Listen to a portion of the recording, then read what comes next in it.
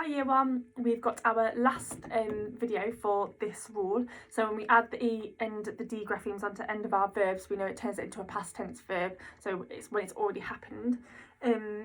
We've learned that it can make the D sound at the end of the word or the T sound at the end of the word, but the last one we're going to learn is it can make two phonemes. It can make the id, so id. That's what you'd hear at the end of the word if it's a past tense verb. So if I've got my verb shout, so sh, out, shout. If I've already done it, then I would have shouted. So sh, out, id, shouted. So you can really hear that id at the end of the word.